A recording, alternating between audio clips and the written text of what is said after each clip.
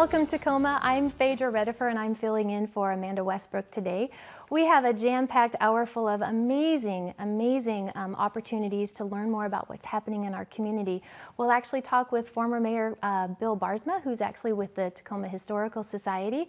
Then we'll also talk with Goodwill and the amazing programming that they're offering in Tacoma, but specifically this one particular program called Youth Build Program. And of course, there's no need to go anywhere else but into Tacoma Little Theater for some amazing shows coming up, and one in particular we'll talk about. But first, what I'd like to do is talk to our friends at the Humane Society and all the great work that they're doing, but in particular, focusing on kitties at this time of the year. So with me today, thank you ladies, I'd like to welcome you, Laverne Pitts. You're the External Affairs Officer for the Humane Society. Welcome. Thank you. And I have Dixie Elmore beside you. You're actually a foster care parent as well as running the foster care program, so welcome. And I also have you along with us, Glenda, Garrett. Thank you for joining us as well. So the Humane Society, what an amazing society, what amazing organization that you help animals be adopted out and care for those animals that are in need of really good homes. And Laverne, I'd like to talk to you a little bit about why you're here today, and it's in particular about the Feline Foster Program. Tell us a little bit about the program and what was the catalyst for starting this program and offering it through the Humane Society? Well, one of the really interesting facts about the Humane Society is in last year we received almost 5,000 cats through our doors. And of those 5,000, 2,000 of those were kittens. And so we have a significant number of kittens that come in during the year, and they tend to come in a big boom because of the weather. And when the weather changes, as spring starts to spring, the cats start getting out a little bit more. And then before you know it, you have kittens. And we have lots of kittens that'll be coming up here in the next several months. And so one of the big parts of our initiative is to try and make sure that we maintain or exceed that 90% live release rate.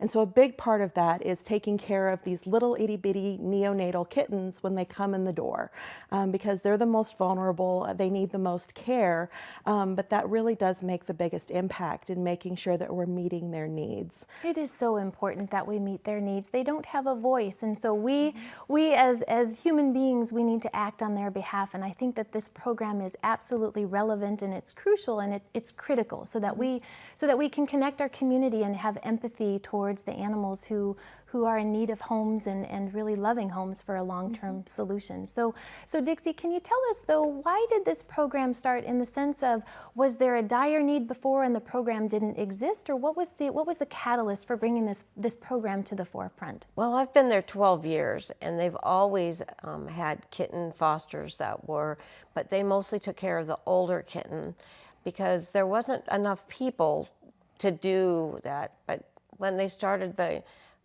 chance of the 90% live rate, when they started the TNR program, if they're going to, release feral cats back, we needed to find a way to take care of the neonates. And so in 2016, that got ramped up, and we have lots of families that take them now. We get up every 2 hours and feed them all through the night until they're old enough to start eating on their own and all that. And it's rewarding. It is an incredible program, and actually I know a family who fosters kitties, and it's remarkable, and I commend them, and I think it's a really admirable service opportunity. And I would have to say, I don't know sometimes if I have enough courage to do that myself. So talk us through the process, in particular for our viewers, as to how do you even go about getting started, and could I even be qualified to be a foster kitty parent? What does that look like? What's involved? Well, anybody can do it. You just need time, patience, and love. We have manuals for various levels, whether it be a neonate or one that's 5 weeks old, or one where there's a mom that would go with the babies, so that each person would have the information. They go over the booklet with them, so they have an idea of what to do. And then you need like a spare bathroom to put them in, so that you can go in there and they're isolated for, away from the household pets. And you just need to love them. That seems so easy, and I love the opportunity, again, that it's an easy process, right? And simply having love and empathy towards animals is huge, and I think each of us has that.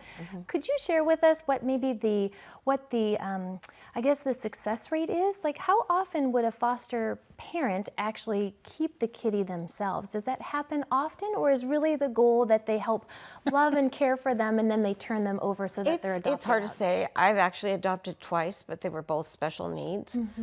Where one of them was before they had waivers and they were trying to find a rescue for him. And I said, no, he's been with me 4 months, I'm taking him. The other one, there was a potential she could die, and I adopted her myself. And of course, she had another problem, and she's still with me 5 years later. But there is a lot of people. There are some people, the goal is coming in because then they can find their perfect kitten. So they may foster 3 litters, and then they find them, and then we don't see them again. Other ones adopt, and then they come back and still be foster parents. There is quite a few, we call them foster failures a lot of times, because you end up adopting your own foster, but there's nothing wrong with that, Right. you know, and that's a good way to do it. We just hope that they come back. And Glenda, tell me a little bit more about that. Certainly, there's a lot of support that's needed to support this program, not just for the near term, but for the long term. So tell me a little bit about the nuts and bolts of that portion of it, and what all is needed to run this program very successfully. What's needed is a lot of bodies, a lot of families, for sure. We have a wonderful staff and that is very supportive and helps coordinate and kind of, because as fosters, and like you said, you don't know that you would be able to do it. And that's part of one of the nice things is there's choices. Some newer people prefer to take mama and the babies because really that's probably, it's not any less time consuming, but the easiest because you are not having to care for the kittens. Neonates are probably the most labor intensive because you are talking 2 hours around the clock. So it is so, and unfortunately, that's a harder group of foster parents to get because it really is. It is very labor intensive. But also, Dixie and I have both taken medical, so that does not necessarily mean it's a kitten. It could be an adult that has a medical need and just needs a home so it really is just a matter of keeping them socialized, keeping them loved, and getting them through the surgery process. And just like you would love do with this. Yeah, this is phenomenal because I think in any way, shape, or form, you can touch or step lightly into the foster arena and really truly understand the demands and responsibilities, but recognizing that most likely if you just step into it, you're going to be set for success. And the most important thing is that the kitty cat gets a home and gets love, whether it be then the short term or the long term, and that there's still that connection and that there's not a gap in trying to find long-term placement. So I see today that you brought some supplies and some props with you. It might not be the kitty cats, but walk us through some of the things that you have that support the neonatal program. Well, Dixie can actually share more of, this is essentially the wish list for really the younger kittens. This is KMR, and it's a specific brand called Pet Egg, KMR. This is specifically for kittens that come in that are underage, not eating on their own, and do not come in with mama. So this is essentially, this is kitten formula. It's baby formula for kittens. We then also, for kittens, our wish list has Royal Canin. Royal Canin is great for our kittens. And there's the baby cat that needs to, it's very specific, called baby cat. And then there's the kitten food, but again, this is when they're older and eating on their own. The other thing, and Dixie could definitely tell you more about this, I don't do neonates. I tend to do under socials and slightly older. This is a heat disc, and it's done in the microwave. Yeah, you put it in the microwave for 4 minutes. You shake it. It stays warm for anywhere from 16 to 18 hours. And you just put blankets and stuff over the top because the neonates or a sick kitten that's even 4 or 5 weeks old cannot maintain its heat. Right. And mama does that. And so that replaces mama. You all have absolutely thought of everything. And this is Absolutely the other thing we really want to bring up, because this is actually a fairly new product. It is. In the last couple of years. These are called Miracle Nipples. Now, any bottle will work, any baby bottle will work, but we have discovered that Miracle Nipple is by far the best for feeding babies as opposed to some of these regular, because we're talking teeny tiny. I mean, when you start handling a kitten that's what, 4 ounces, 5 Sometimes ounces? 2. Sometimes 2. You need these very, very specific nipples. So Miracle Nipples is what, and again, on our wish list, this is called Snuggle Safe. It's a very specific brand, and it is what we prefer.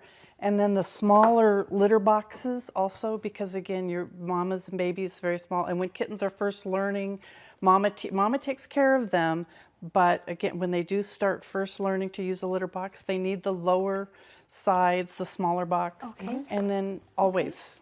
Always. So it sounds like, Laverne, there are some significant needs, and there is a pretty particular event that's coming up. It's not a baby shower, but it's a kitten shower. Tell us in just a couple of minutes what that is. Yeah, Kitten Shower is going to be held on March 24th at the Humane Society, located at 2608 Center Street, and it's on Saturday from 1 to 4 p.m. So please feel free, come on by. We have our wish list on our website. So when you go to the www.thehumanesociety.org, scroll all the way down to the bottom, there's an event section. There's a link on there to the Amazon wish list for our kitten shower. So just like you would create a wish list for your baby, we have created wish lists for our kittens that involves all of these items that we can then provide to our foster parents so that they can take care of the kittens in the healthiest way and get them ready for adoption later on this summer. And so that's our goal right now, is to really get them up to weight so that we can get them adopted out over the summer. But we need these supplies right now because those kittens are about to show up on our doorstep, and we want to make sure we're ready and prepared for them when they do. So yeah, That is so great. Yes. And so last December, just really quickly in the short amount of time that we have, you teased an event that's also coming up. What's after the kitten shower? After the kitten shower at the end of April, April 26th on Thursday, is going to be our first annual Society Soiree, and it's going to be at the Temple Theater. There's a whole bunch of information on our website, and it is going to be a wonderful themed event night celebrating our founding in 1888 and our 130 years of helping to save animals and prevent cruelty and really help make the community a more humane place. And so please, we can buy tickets, tables online, and it's going to be a really fabulous event. And I appreciate all the work that you all do. And certainly when somebody goes to the Humane Society, it's not just about the little kitties, it's about older cats as well, and other bunnies and dogs. There are definitely needs that the Humane Society has, whether it be product, financial, or volunteers just showing up to walk the animals or just to show them love. But certainly it seems like you all have really made it convenient for people to step lightly into either being a foster parent or as well just completely adopting an animal out. And I applaud all of you for the work that you're doing. I know that our child actually went to the Humane Society and wanted to adopt every animal that was there. So I applaud your efforts, and I wish you the best of luck. And remember to the viewers that we do have an incredible event coming up in preparation for a big boom into the kitten season. So thank you so very much. Really, really appreciate it. Thanks for having us. Absolutely. And we do hope you'll come back and tell us more about the soiree and, of course, the success of the kitten shower. So thank you for being here. That's great. So viewers, great opportunities with the Humane Society to be a foster parent or to adopt. So thank you very much. Sit tight, and we'll be right back with Tacoma Little Theater.